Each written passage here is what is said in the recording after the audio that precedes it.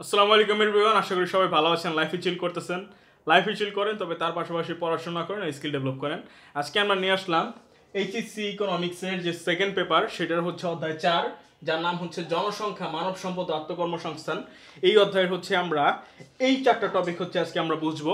So এই 4টা topic বুঝবো, এটা কিভাবে সমাধান করে, ম্যাথ কিভাবে সলভ করে সেগুলোও বুঝবো। তো শুরু করা যাক। তো সবার প্রথমে আমরা জানবো যে জনসংখ্যার ঘনত্বের পরিমাপ।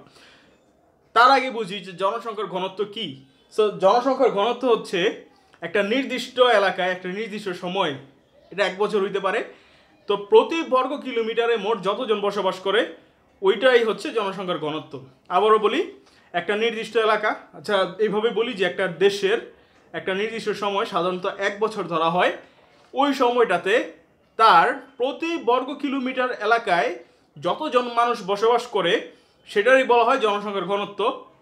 আচ্ছা, আমি অলরেডি এখানে লেখাও রাখছি যে একটি অঞ্চলের একটি নির্দিষ্ট সময়ে প্রতি বর্গ কিমিতে, আবারও বলি, প্রতি বর্গ কিলোমিটারে যতজন বাস করে ওইটাই হইতেছে জনসংখ্যার ঘনত্ব। আশা করি আপনারা বুঝতে পারছেন। তো আপনার এলাকা হচ্ছে মনে করেন 10 কিলোমিটার, 10 বর্গ কিলোমিটার, আর হচ্ছে মানুষ আছে 100 জন, তাহলে 100-এর 10 দ্বারা ভাগ করেন, দেখবেন কি প্রতি বর্গ কিলোমিটারে কতজন আছে, 10 জন করে আছে। তো এইটাই হচ্ছে জনসংখ্যার ঘনত্ব। তো আশা করি আপনারা বুঝতে পারছেন যে জনসংখ্যার ঘনত্ব জিনিসটা কি। আবার বলি, প্রতি বর্গ কিলোমিটারে মোট যতজন বসবাস করে সেই লোক সংখ্যাটাই হচ্ছে জনসংখ্যার ঘনত্ব।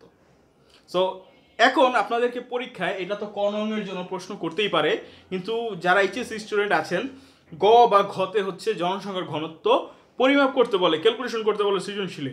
তো তারা সেটা কিভাবে সলভ করবেন সেটাই হচ্ছে এখন আমি করে দেখাবো। জনসংখ্যার ঘনত্ব এইটা আমরা একটা সূত্রের সাহায্যে সমাধান করি। জনসংখ্যার ঘনত্ব সমান মোট জনসংখ্যা, আবারও বলি মোট জনসংখ্যা, এরপর হচ্ছে মোট আয়তন। কি? মোট জনসংখ্যাকে আমরা মোট আয়তন দিয়ে যখন ভাগ করি তখনই কি আমরা জনসংখ্যার ঘনত্বটা পাওয়া যায়। এটাই হচ্ছে জনসংখ্যার ঘনত্ব পরিমাপ, যে মোট জনসংখ্যা ভাগ মোট আয়তন। আশা করি আপনারা বুঝতে পারছেন। তো চলেন এখন আমরা একটা ম্যাথ সলভ করি। আমি এখানে একটা ম্যাথ খাতায় রাখছি, দাঁড়ান 1 মিনিট, আমি এখানে, আশা করি আপনারা বুঝতে পারছেন। আমি, আচ্ছা এটা থাক, আমি এখানে একটা প্রশ্ন তুলি। কোন দেশের জনসংখ্যা 20 লক্ষ, মোট আয়তন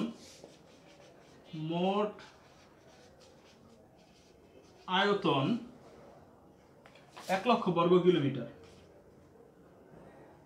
1 লক্ষ বর্গ কিলোমিটার বা কিমি লেখা। এখন প্রশ্ন করছে জনসংখ্যার ঘনত্ব নির্ণয় করো। প্রশ্ন কি?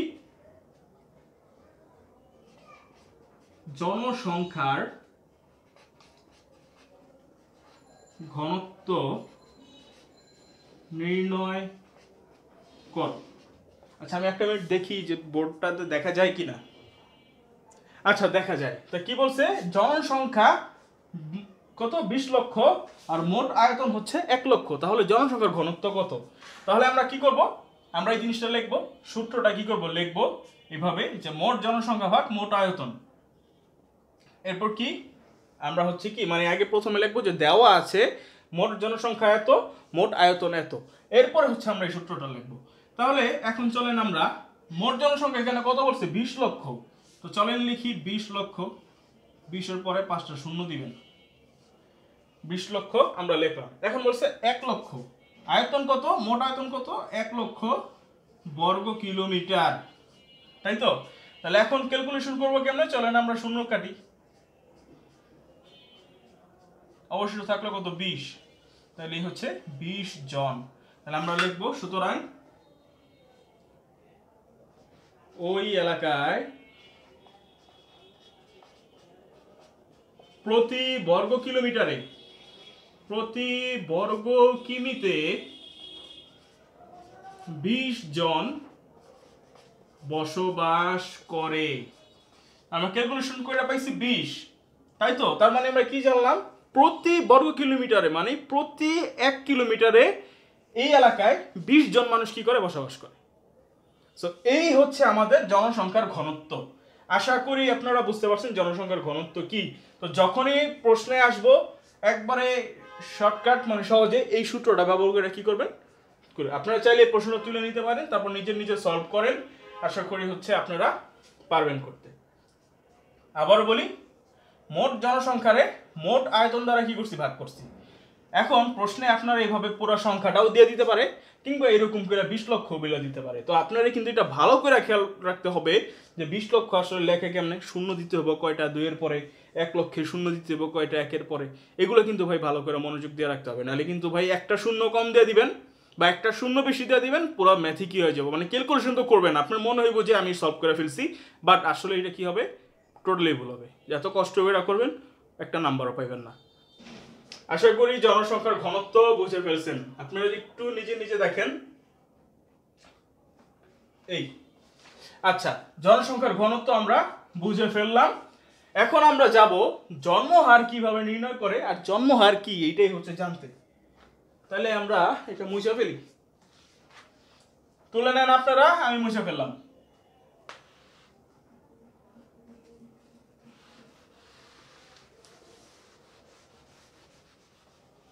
মুছে ফেললাম।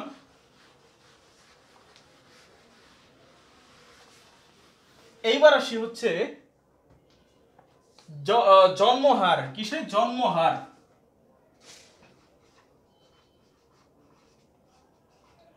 জন্মহার কি?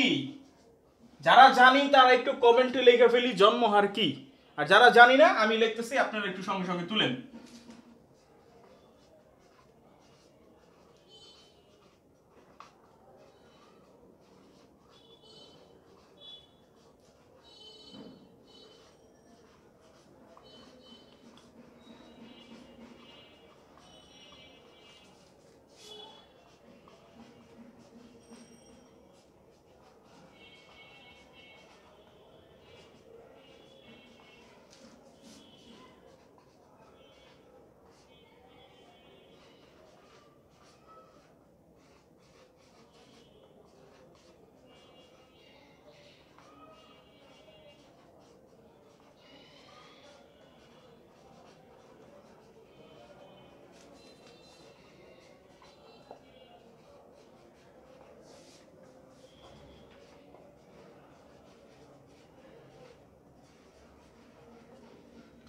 কি লিখলাম?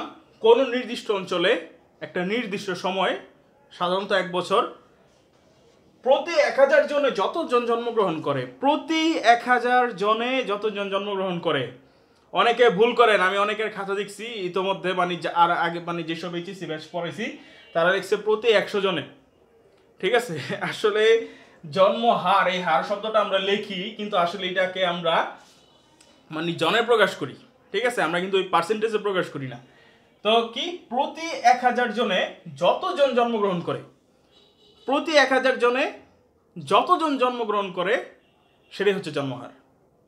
আবার বলি, একটা অঞ্চলে নির্দিষ্ট একটা সময়ের মধ্যে, সাধারণত 1 বছর ধরে, আমরা প্রতি 1000 মানুষের মধ্যে যতজন মানুষ নতুন করে জন্মগ্রহণ করে, যতগুলো শিশু আর কি নতুন করে জন্মগ্রহণ করে, সেই সংখ্যাটাকে বলা হয় জন্মহার। আশা করি আপনারা বুঝতে পারছেন। এখন জন্মহার কিভাবে ক্যালকুলেশন করে। সো জন্মহার ক্যালকুলেশন, আচ্ছা আমি আগে জন্মহারের না একটা প্রশ্ন লিখি, প্রশ্নটা লেখার পরে তারপর হচ্ছে আপনাদের কি দিই। প্রশ্নটা দেখলে আপনারা কিছুটা আইডিয়া পাবেন, প্রশ্নটা দেখলে কিছুটা আইডিয়া পাবেন। করিস না ভাই। আচ্ছা, এটা আমি হাতেই রাখি। আমার প্রশ্ন হচ্ছে,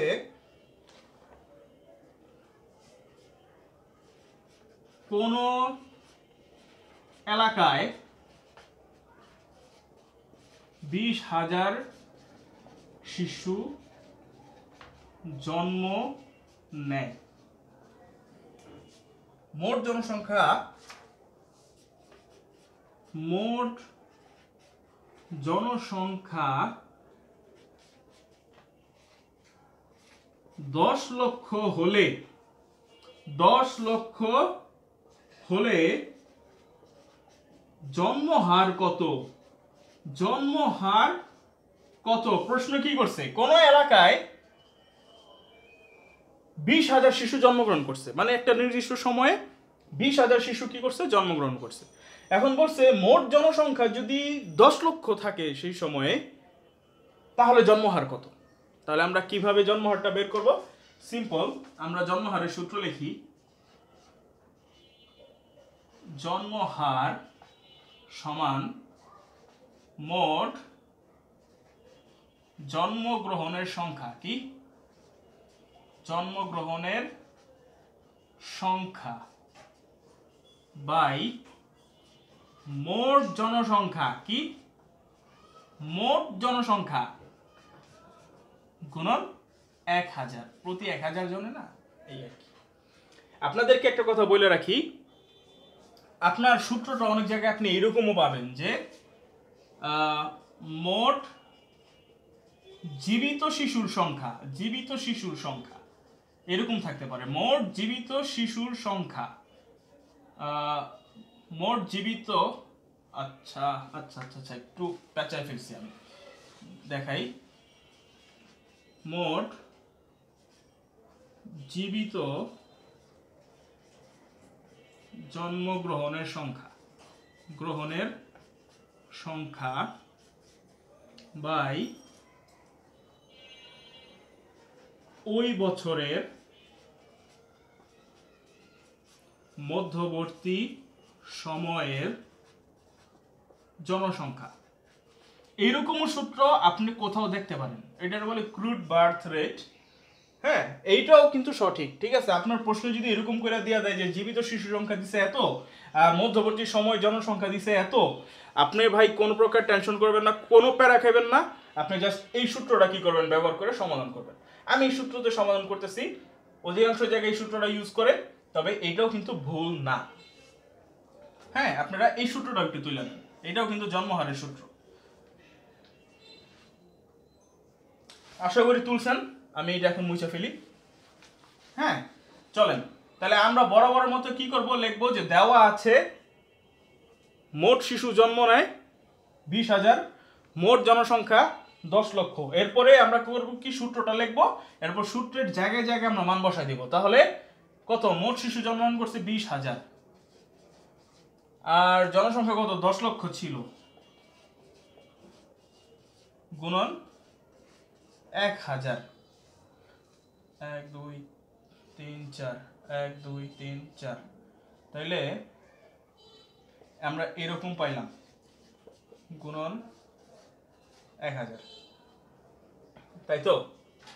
তাহলে এটা গুণ করেন, তাহলে 10 দুগুণে কত, 20 জন, কত 20 জন, কত পাইলাম আমরা, 20 জন। আপনারা এটার এমনিও দেখাইতে পারেন, অনেক জায়গায় এরকম ক্যালকুলেশন করে কি, মানে 2 রে 100 দ্বারা, সরি 2 রে 100 দ্বারা ভাগ করে, তাহলে 100 2 যায় তো না, তাহলে দশমিক নিয়ে একটা শূন্য নেয়, যায় না, আবার শূন্য নিয়ে আবার একটা শূন্য নেয়, এবার দুইবার যায়, তাহলে এই তো দেয়। এরপর 0.02 রে তারা করে কি, 1000 দ্বারা কি করে, গুণ করে, তাহলে আবার 20ই হইব, একই রেজাল্ট আসবো। তা আপনারা এমনিও করতে পারেন, এত মাথা ব্যথা নেওয়ার কোনো দরকার নেই। 20 জন, তাহলে আমরা এখানে কি লিখবো, তাহলে লিখবো জন্মহার, সুতরাং জন্মহার প্রতি 1000 জনে 20 জন, তার মানে প্রতি 1000 জনে 20টা বাচ্চা জন্মগ্রহণ করছে।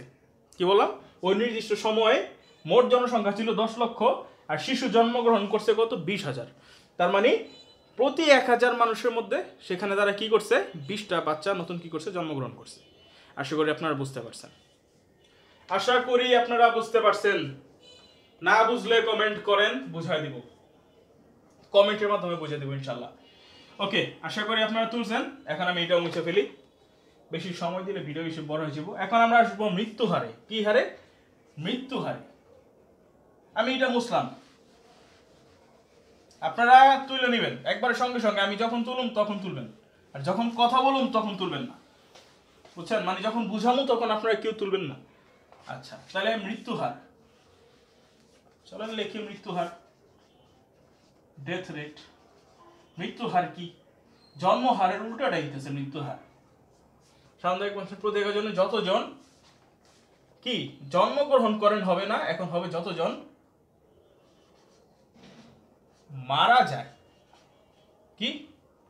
যতজন মারা যায়।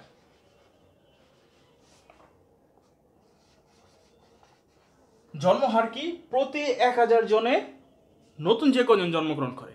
আর মৃত্যুহার কি? প্রতি 1,000 জনে যতজন মারা যেতেছে, ওইটাই কি মৃত্যুহার। আশা করি আপনারা বুঝতে পারছেন, ঠিক আছে? এটা আমি আর বেশি বললাম না। তাহলে মৃত্যুহারের সূত্র কি হবে?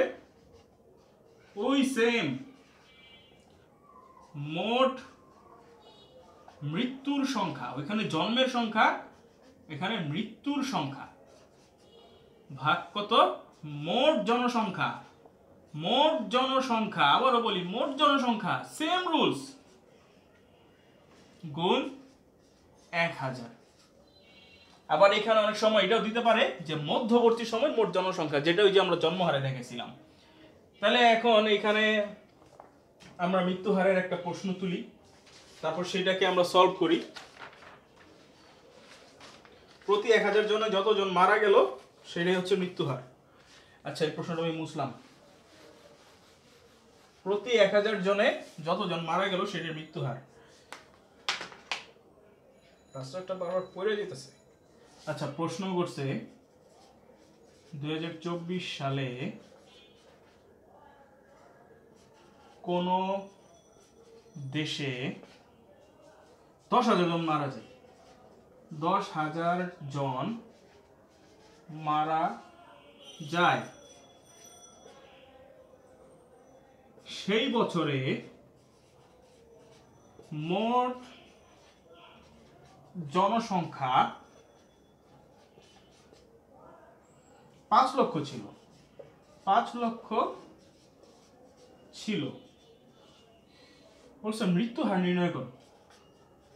মৃত্যু হার নির্ণয় করো। প্রশ্নটা একটু পড়ি। 2024 সালে কোন দেশে 10,000 জন মারা গেছে। এখন বলছে সেই বছরে মোট জনসংখ্যা ছিল 5 লক্ষ। তাহলে মৃত্যু হার নির্ণয় করো। তাহলে আমরা কি বরাবরের মতো সূত্রে বসাই। তাহলে মৃত্যুর সংখ্যা কত? 10,000। তাহলে লিখি 10,000। 10,000। মোট জনসংখ্যা কত? 5 লক্ষ। লিখি 5 লক্ষ গুণন 1,000, তাই না? 1 2 3 4, 1 2 3 4। তাহলে 1,000 এর 50 দ্বারা ভাগ করলে কত হয়? আমি ভুলে গেছি, লিটারালি ভুলে গেছি। তাহলে 1,000 তাহলে যায় হচ্ছে 2 বার, 20 বার যায়। কত? 20 বার। তাহলে 50 গুণন 1,000 20। এটাও 20 একে 20, 20 জন। সেম অ্যান্সার আসছে, দেখি সেম অ্যান্সার আসছে। তাহলে আমরা লিখি, এটা আমি মুছি আগে। দেখেন আমি এখানে না ভাগ করতে গিয়ে আটকে গেছি, বুঝছেন? মানে একবার ইজি একটা ভাগ আটকে গেছি। সো আমি রিস্ক নেই নাই আন্তাজি বসাই দিতে। আমার মাথায় একবার আসছে যে 20 লেখা দিই, কিন্তু আমি রিস্ক নিলাম না, আমি ভাগ করলাম। তো আপনারা না অনেক সময় এই সমস্যাটায় পড়তে পারেন যে অনেকক্ষণ করার পরে হুট করে একটা ছোট বিষয় আটকে গেছেন। তো ওইটা রিস্ক নিয়ে অনেক সময় ভুলটারই সঠিক মনে করে লেখা দেন। কেউ কখনো এই কাজটা করবে না। প্রয়োজনে আলাদা সময় দিয়ে ভাগ করেন। ক্যালকুলেটর তো সাথে নিয়ে যাবেন, ক্যালকুলেটর দিয়ে ভাগ করেন। হ্যাঁ, আমার কাছে ক্যালকুলেটর নাই, তাই আমি এইভাবে করতেছি। ক্যালকুলেটর থাকলে তো একবার ইজি হয়ে যাবে আপনাদের।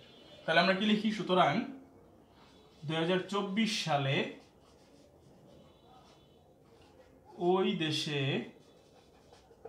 প্রতি 1,000 জনে 20 জন মারা যায়। 20 জন মারা যায়।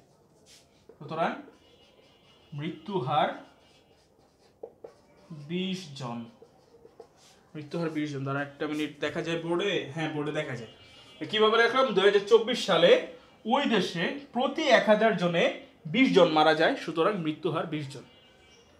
কখনোই ভাই ভুলেও এটা কিন্তু পার্সেন্টেজে প্রকাশ করবেন না, ঠিক আছে? মানে মৃত্যুর হার 20%, এটা দিলেন কাইটা দিল পুরা, এই কাজ কখনোই করবেন না। তাহলে আমরা কি জানলাম? কোনো নির্দিষ্ট অঞ্চলে একটা নির্দিষ্ট সময়, সাধারণত 1 বছর, প্রতি 1000 জনে যতজন মারা যায় সেই সংখ্যাটাই হচ্ছে মৃত্যু হার। প্রতি 1000 জনে যতজন মারা গেল, মোট যতজন মারা গেছে প্রতি 1000 জনে, সেটা হচ্ছে মৃত্যু হার। আশা করি আপনারা বুঝতে পারছেন। ওকে, তাহলে আমরা মৃত্যু হারটাও কি করে দিলাম, শেষ করে দিলাম। এখন আমাদের অবশ্যই রইল জনসংখ্যার স্বাভাবিক বৃদ্ধির হার। ভিডিওটা অনেক বড় হয়ে যেতেছে, ইতোমধ্যে 20 মিনিটের হয়ে গেছে, বাপরে। এটা আমি জলদি জলদি শেষ করে দিই, আপনারা একটু তুলে নেন। আমি যখনই বোর্ডের সামনে থেকে সরে যাব তখন আপনারা তুলে নেবেন,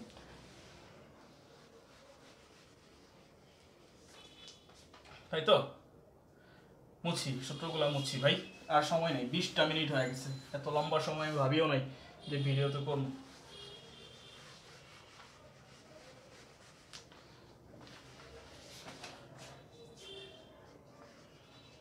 স্বাভাবিক জনসংখ্যা বৃদ্ধির হার, এটা হচ্ছে কি, জন্ম হার ও মৃত্যু হারের পার্থক্য, তাই তো? প্রতি 1000 জনে, প্রতি 1000 জন। কি লিখলাম? জন্মহার ও মৃত্যুহারের পার্থক্যটা। তো আমরা জন্মহার নির্ণয় করা শিখলাম, মৃত্যুহার নির্ণয় করা শিখলাম। এখন জন্মহার ও মৃত্যুহারের যে পার্থক্যটা থাকবো প্রতি 1000 জনে, ওইটাই হইতেছি কি আমাদের স্বাভাবিক জনসংখ্যার বৃদ্ধির হার। তাহলে চলো আমি প্রশ্ন তুলি। লেখছে জন্মহার 20 এবং মৃত্যুহার 8, তাই তো?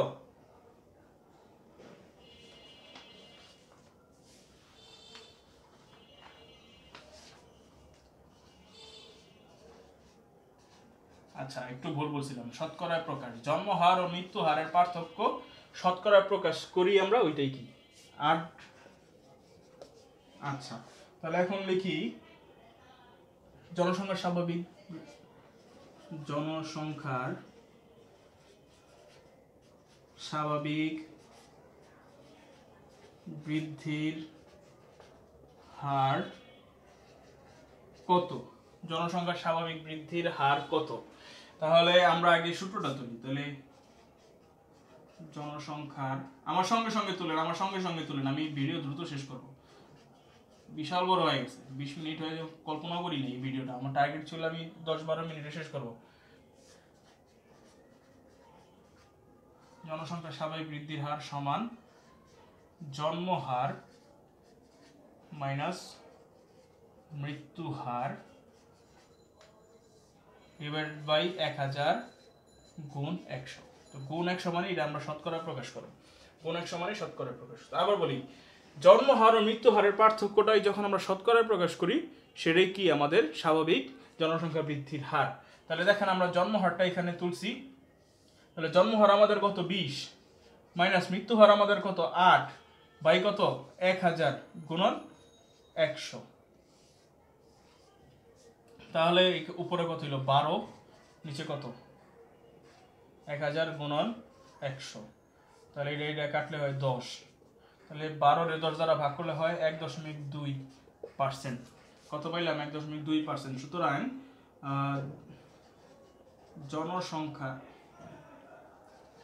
জনসংখ্যার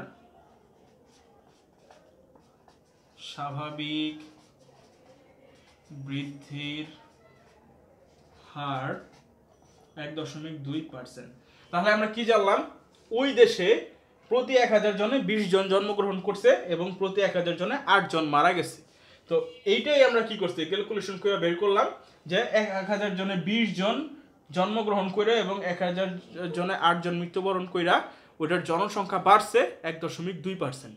আগের বছরের চেয়ে পরের বছরের জনসংখ্যাটা বাড়ছে 1.2%। এই হচ্ছে কি আমাদের জনসংখ্যার স্বাভাবিক বৃদ্ধির হার, স্বাভাবিক জনসংখ্যার বৃদ্ধির হার। সো আশা করি আপনারা বুঝতে পারছেন। যদি বুঝতে পারেন তাহলে আমার এই কষ্টটা সার্থক, যদি না বুঝতে পারেন কমেন্ট করেন, আমি যথাসম্ভব ফ্রি হয়ে বোঝাই দেওয়ার চেষ্টা করব। তো অনেক মানুষই আমার চ্যানেলটা সাবস্ক্রাইব করছেন, আমি নিয়মিত ভিডিও দিতে পারতেছি না, আমি আমার একটু একাডেমিক প্রেশারে আছি, যার কারণে যেহেতু শেষ দিকে পেপার পাবলিশ করতে হবে ইত্যাদি ইত্যাদি কাজে, তো যার কারণে আমি হয়তো একটু নিয়মিত না। তবে আমি চেষ্টা করবো এখন থেকে সপ্তাহে যেন অ্যাটলিস্ট আমি 3টা ভিডিও বা 2টা ভিডিও কী করতে পারি, আপলোড করতে পারি আগের মতো।